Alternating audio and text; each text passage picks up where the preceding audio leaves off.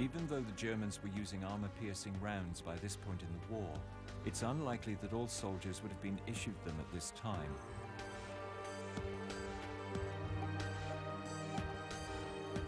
So piercing the side of a tank with a standard issue ball round would have been impossible.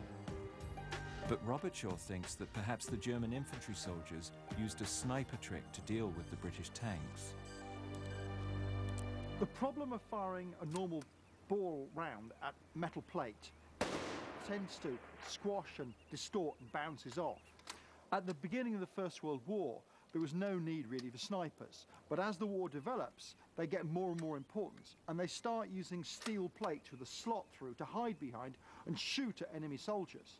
Well, to kill the snipers, you need to punch a hole through the armour. Very good shot. These rounds simply bounce off.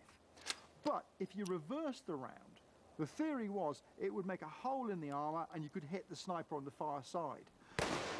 But once tanks appear on the battlefield, it's realised that actually tanks are steel, like sniper plates. Therefore, if you can punch a hole through a sniper plate with a reverse round, you should be able to make a hole in a tank in the same way. Basically, the stories are that they're mentioned in lots of books about tanks, about Germans firing reversed ball ammunition at tanks and it going through. And as far as I know, no one's tried an experiment. Military personnel conducting the test are sceptical of Robert Shaw's theory. Are you firing now? I wonder. Do you know what? There is a hole. There's a hole. Bloody hell. It's gone right through. Hole. That has gone straight through.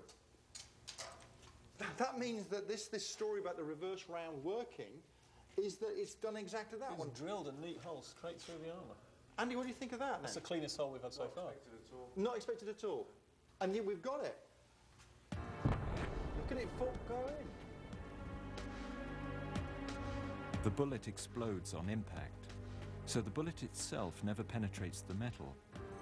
But the energy of the explosion is transferred to the metal and pushes a hole right through it. I mean, this is relatively short range, but if you're in a trench firing a tank, knowing you can punch a hole through it, just by using a standard rifle with a standard round which you adapt a bit, it says that tanks are quite vulnerable, even to a man just with a rifle.